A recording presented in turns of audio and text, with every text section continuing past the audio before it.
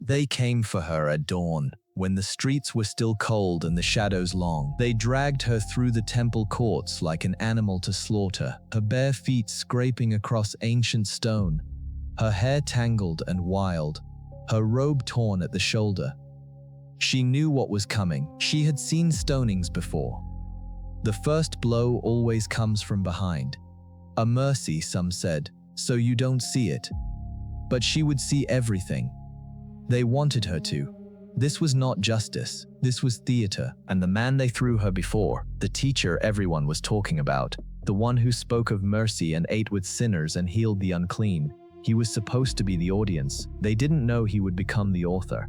Jerusalem in those days was a city of contradictions. It was holy and corrupt, ancient and restless, occupied by Rome but ruled in spirit by men who believed they spoke for God. The temple stood at its heart, massive and gleaming, its courts filled each morning with pilgrims, merchants, beggars, and priests. The smell of incense mixed with animal dung from the sacrificial stalls.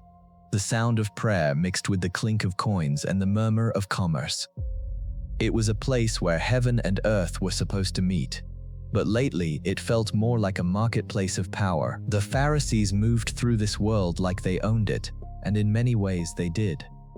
They were the religious elite, the interpreters of the law, the gatekeepers of righteousness. They wore their piety like armor, phylacteries on their foreheads, fringes on their garments, prayers on their lips.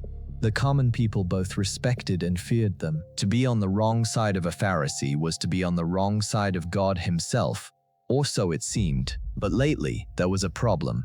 A carpenter's son from Nazareth had been drawing crowds. He taught with an authority that made the Pharisees uncomfortable. He ate with tax collectors and sinners.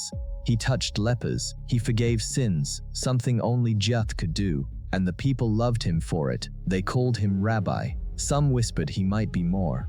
That morning, Jesus had arrived at the temple early. He sat on the stone steps near the court of women, teaching whoever would listen.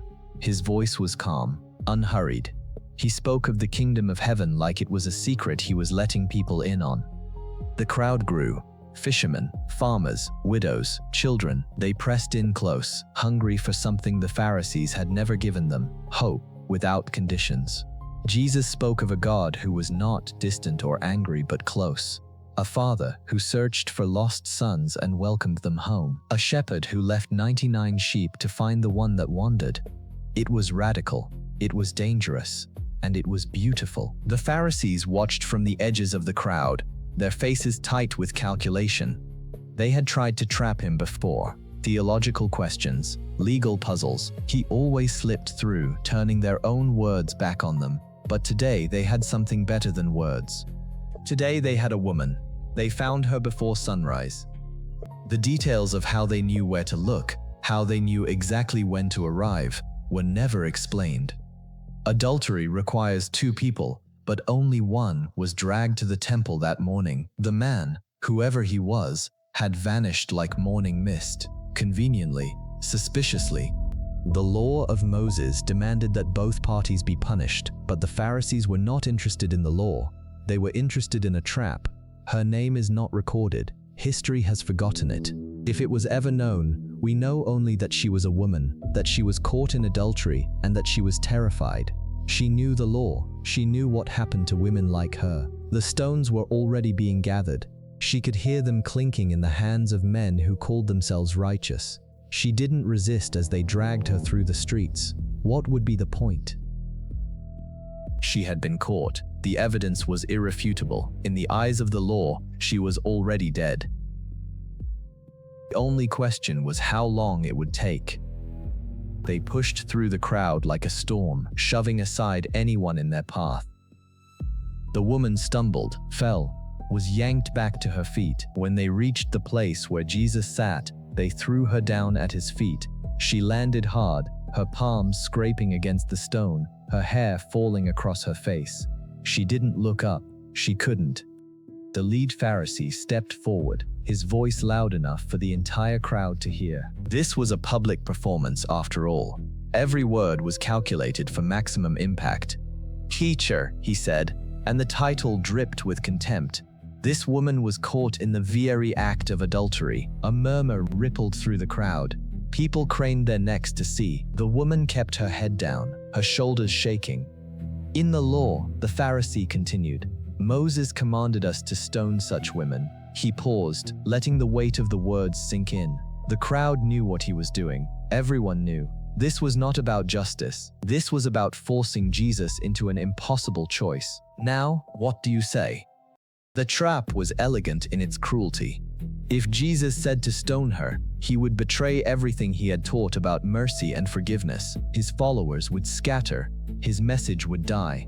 But if he said to let her go, he would be contradicting the law of Moses itself. The Pharisees could accuse him of blasphemy, of leading people away from God's commands. Either way, they won.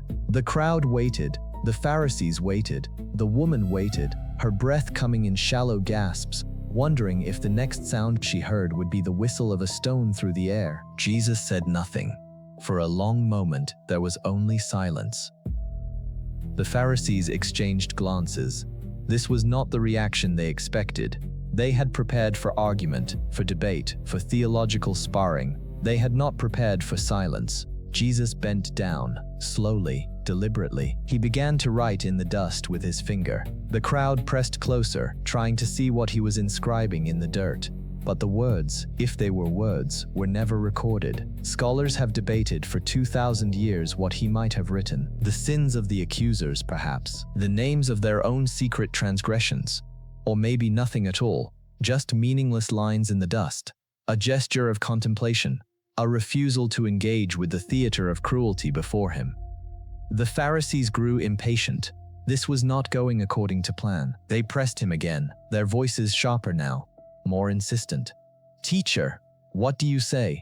The law is clear. What is your judgment? Jesus kept writing. The silence stretched. It became uncomfortable. It became unbearable. The woman had stopped crying. She lay still on the ground, barely breathing, waiting for the verdict that would end her life. Finally, Jesus stood up. He looked at the Pharisees, not with anger, not with contempt, just a steady, searching gaze that seemed to see straight through their robes and phylacteries into something deeper, something they had spent their whole lives hiding. When Jesus spoke, his voice was calm, clear. It carried across the courtyard without effort, reaching every ear, settling into every heart. Let him who is without sin among you be the first to throw a stone at her. 7 words. That's all it took. 7 words that cut through 2,000 years of legal debate. 7 words that bypassed every theological argument. 7 words that turned the moral lens around like a mirror and forced every accuser to look at himself. Let him who is without sin cast the first stone.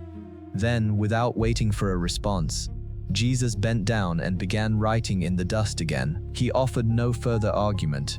No elaboration, no lecture, just that one devastating invitation. The silence that followed was different from before. It was not expectant, it was crushing. The oldest Pharisee was the first to move. He had lived long enough to accumulate a lifetime of sins. He had performed the rituals, kept the laws, maintained the appearance of righteousness. But in that moment, standing before a woman condemned to die, and a teacher who offered no condemnation, something broke open inside him. His fingers uncurled. The stone fell from his hand. Without a word, he turned and walked away. Then another left, and another. The sounds of stones hitting the ground became a quiet percussion, a drumbeat of retreat.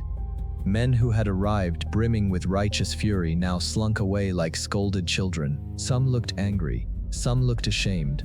Most simply looked exposed. The younger ones held on longest. They were still proud enough to believe their sins were small, still foolish enough to think they might have earned the right to judge. But eventually, even they left. The weight of their own hidden lives became too heavy to ignore. One by one, starting with the oldest, every accuser dropped their stone and walked away.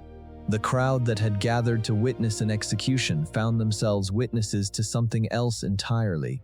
Some followed the Pharisees out of habit, others lingered, uncertain what they had just seen but certain it was significant. Parents pulled their children close. The merchants in the temple stalls forgot their commerce. For a suspended moment, the entire court held its breath. When the last accuser had gone, Jesus stopped writing. He looked up. The temple court that had been filled with the noise of judgment was now quiet. The woman still lay at his feet, frozen in the position they had thrown her, afraid to move, afraid to hope. Jesus stood up. For the first time, he looked directly at her, not with the predatory gaze of men who had dragged her through the streets, not with the cold assessment of judges calculating her worth against the law. He looked at her the way a father looks at a wounded child, the way a healer looks at a patient, the way a friend looks at someone they've known forever. "Woman," he said gently, "where are your accusers?" She raised her head for the first time. Her eyes, red from crying, scanned the courtyard. The stones lay scattered in the dust. The men who had held them were gone. The mob that had screamed for her blood had dissolved like a bad dream at sunrise. For a moment she couldn't speak. The answer seemed too impossible to voice. They had been so certain, so righteous, so ready to kill her. And now, "Has no one condemned you?" Jesus asked. Her voice, when it came, was barely a whisper. "No one, Lord." The word came out of her mouth before she understood its full weight. Lord. She had called him Lord, not Rabbi, not teacher, something deeper, something she didn't fully comprehend but recognized instinctively. In the presence of a man who had just saved her life with 7 words, formality seemed inadequate. This was something else. Jesus' response contained everything she needed and everything she feared. "Neither do I condemn you." 4 words: freedom, absolution, a second chance she had never expected and didn't deserve. The stones that should have broken her body now lay useless in the dust. The law that demanded her death had been satisfied not by her blood but by something else, something she could not name but could feel. Mercy, grace, love, without conditions. She began to rise. Her legs shook, her whole body trembled. She had been prepared to die. She had accepted it, and now she was standing in the morning light, alive, with no accusers and no condemnation. But Jesus wasn't finished. "Go," he said, "and sin no more." The words hung in the air between them. Go and sin no more. It would have been easy to miss their significance. After everything that had just happened, the accusation, the trap, the silence, the exodus of her would-be executioners, this final instruction might have seemed like an afterthought, a gentle suggestion, a nice thing to say. It was none of those things. What Jesus had just done was something almost no one else in history has managed to do. He held 2 seemingly opposite truths at the same time, without diminishing either one. You are not condemned, and you are called to be better. This was not permissiveness. Jesus did not say, "It's fine, don't worry about it, everyone makes mistakes." He did not excuse her actions or pretend they didn't matter. Adultery in that culture was a serious breach of covenant, of trust, of sacred bonds. The woman knew she had done wrong. That's why she hadn't protested when they dragged her to the temple. She was guilty, she knew it, and Jesus knew it too. But he also knew something else. He knew that guilt without redemption is just cruelty, that judgment without mercy is just destruction, that pointing out someone's failures without offering them a path forward is not righteousness, it's torture dressed up in religious language. The Pharisees had wanted to destroy her. They had used her as a pawn, a prop, a means to an end. Her life meant nothing to them except as a weapon against Jesus. They called themselves servants of God, but they served only their own power. Their righteousness was performance, their judgment was theater, their stones were held not in the name of justice but in the name of control. Jesus saw through all of it. In one sentence, he dismantled their entire operation. Not by arguing scripture, not by debating interpretations, just by asking a simple question: are you qualified to throw this stone? The answer, for every human being who has ever lived, is no. None of us are without sin. None of us have clean hands. None of us have the moral standing to pick up a stone and end another person's life for their failures. The moment we forget this, the moment we start believing our sins are smaller, or more forgivable, or more understandable than someone else's, we become the Pharisees. We become the ones dragging people through the streets. We become the accusers. This story operates on so many levels at once that scholars and theologians have spent 2 millennia unpacking its meaning. It reveals something fundamental about the nature of justice, mercy, and what it means to be human. First, notice what's missing. The woman was caught in the very act of adultery, the Pharisees said. But adultery, by definition, requires 2 people. Where was the man? The law of Moses, the same law they claimed to be enforcing, demanded that both parties be punished. Yet only the woman stood accused. Only the woman was dragged through the streets. Only the woman faced the stones. This was not an oversight.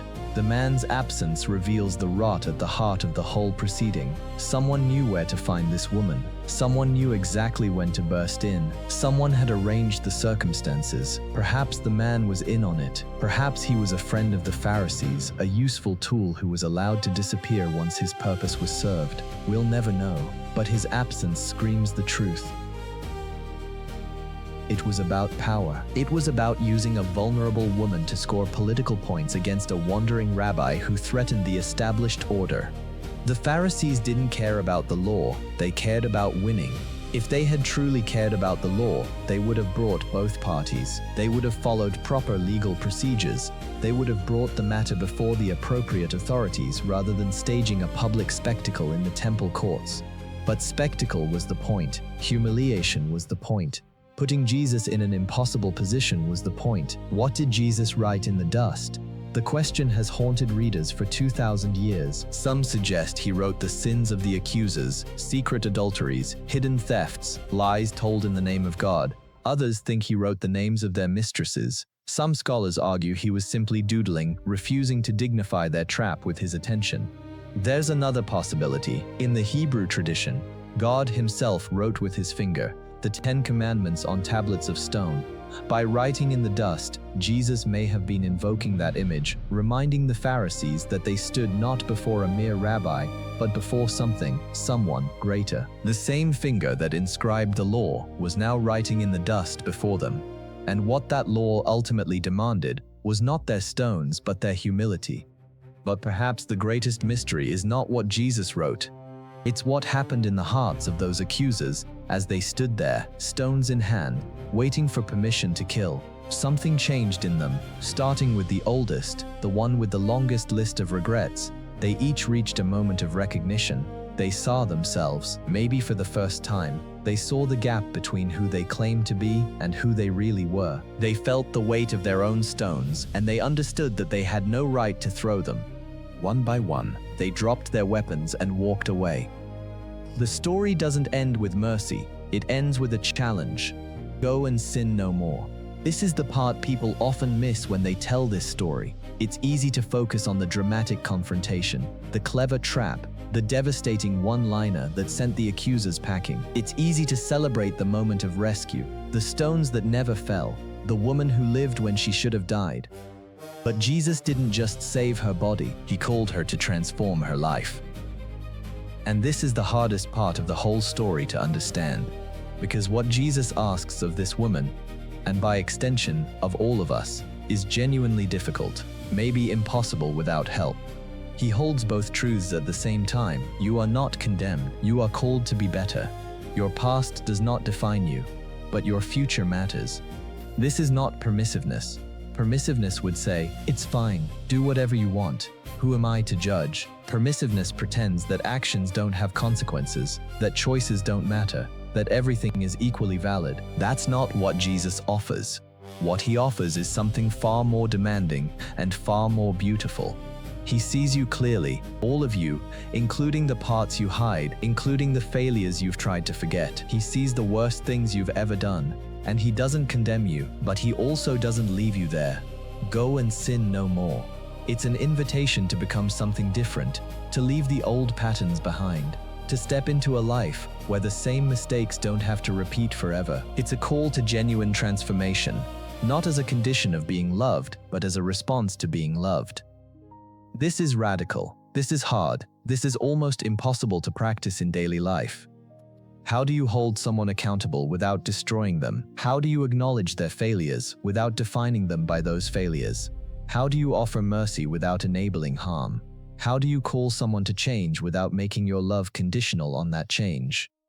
Jesus managed it in a single scene. The rest of us struggle with it our entire lives. 2,000 years have passed since that morning in the temple courts. The Roman Empire fell. The temple was destroyed and rebuilt and destroyed again. Empires rose and crumbled. Technologies transformed. Civilizations came and went. And still, this story is told. It's told because it captures something true, something we recognize even when we've never experienced anything quite like it. The feeling of being exposed, the terror of judgment, the unexpected gift of mercy, the daunting call to change. Every person who hears this story finds themselves somewhere in it. Maybe you've been the woman, caught, exposed, certain that destruction was coming. Maybe you've been the accusers, so sure of your righteousness that you forgot your own failures.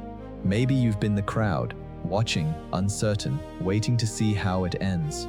And maybe, if we're honest, we've been all three at different times, in different situations. We've been the ones judged and the ones judging. We've been caught and we've been the ones catching. We've been shown mercy and we've withheld it from others. We don't know what happened to the woman after that morning. The story doesn't tell us. Did she go and sin no more? Did she transform her life?